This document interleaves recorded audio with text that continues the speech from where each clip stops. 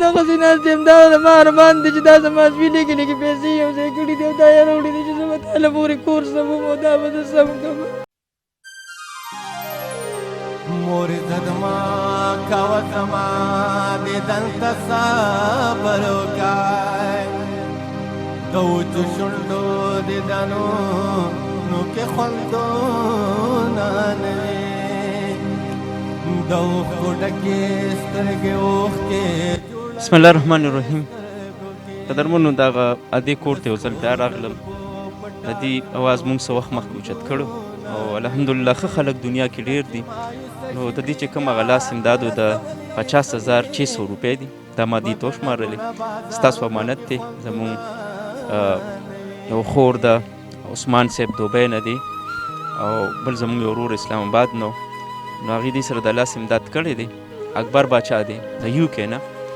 نو مورکې دا ستاسو امانت دی. زموږ د وروریانو خوریانو دله رالیږلی دی. الله دې ورسره ډېر خوږ کړي. زه ډېره بې سرې ناست یم. زما خاوند هم دغه شان دی او ډېره بې دغه ناست یم سرې. دغه مې ارمان دی چې زما سپي ارمان یړو دا غږ دې د ځان نه راټولې کړي دي. زه به دا کور سموم. سمې د کور خرچې کولې سمې علاجونه کولې هر څه یې کولې زویه. د هغه نه بغیر زه ډېره بې سرې ناست یم زویه. یو خدای مې سره او دغه بچې مې سره او هېڅ سره مې نشته. د خدای نه بغیر مې سره نشته. خو دوی ما سره لاس امداد کوي. زما دا کور ډېر خراب دی او ډېرې دې کوټه کې مې برګې ماتې دي. دغه شانتې ناست یم چې خدای بار مې دیوالونه ختم کړي. خدای دا دوه بچي مې پکې ګیرمه کړي. ډېره زیاته بې سرې یم زویه. دغسې ناست یم. دا زما ارمان دی چې دا زما سپي لږې لږې پیسې یو ځای کړي دي او دا یې راوړي دي چې زه به تاله پورې کور سموم او دا به زه سم کړم. ځل مې 200-300 روپۍ جمع کړي. زما د کور خرچه مې هم کولې. ځل مې په پټۍ کې دا قدم راټولوله زویه. زه ډېره زیاته ارمان کوم افسوس کوم زویه چې ته ډېر په افسوس د دې سره تلې او ډېره بې سرې یم او دا ارمان زویه ته وړلی دی د دې چې زه به تاله دا کور سموم. زما خو ساتره پاتې نه شوه. زویه پلار خو دې بل به وځي د بل په اوږو لاسونه ږدي. دقسې ناست یم زویه. دقسې ناست یم ډېر. قدرمنو د علاقه د عمرزی او عمرزی کې منځ کندې دي. دا ځوان زلمی چې د کوره لاړ شي نو د هغې مور پلار بس بیا داسې ټول عمر له جاړي او دا به اوس د هغه د واده ارمان هم کوي. د هغه د ښادۍ ارمان به هم کوي.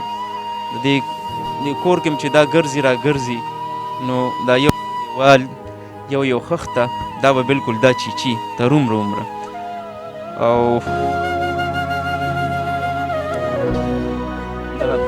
هغه د پلار چې کوم دی دا غریب اوس خبرې هم نشي کولی. د مخکې نه معذور او ناجوړ. قدرمنو یو ځل ورته بیا د دې کوره خواست وکړم او خاص طور باندې به 400 والو ته خواست وکړم.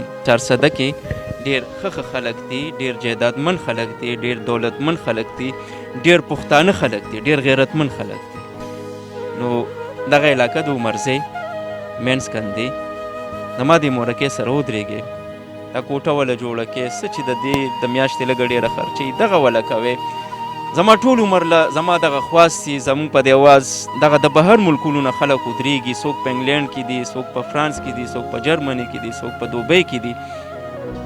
خو دغه د دې دا جړه د دې دا غم د دې دا درد دا نن د خپل ملک چې زما کوم خلک دي ستاسو جوړې ته دې دا درد او غم او جړه در غورځوم. نو تاسو ورسره ودرېږئ د الله د رضا دپاره. که څوک پېښور نه راځي، که مردان نه راځي، که دې خوا تغبې سایډ نه راځي نو دا 400 عمرزی دا بلکل په منځ کې پروت دی. دومره لرې نه دی. زیات نه زیات هارډلي بس تاسو ګنټه لګي. راشئ او خپل لاس امداد داسې قسم له خلکو سره وکړئ. زمونږ دغه کولی شو چې مونږ تاسو ته په دغه کیمره وښولو او چا لاس امداد کو هغه وشو. مزید کې انشاءالله تعالی مونږ له سره راځي نو هغه به د دې مورکۍ او د دې پلار د دې امانتي خو د ده چې کومې دا اوښکې دي د دې پلار د دې اوښکو خاطر وکړئ او دا اوښکې ونه غورځوئ. د دې اوښکو سره ودرېږئ.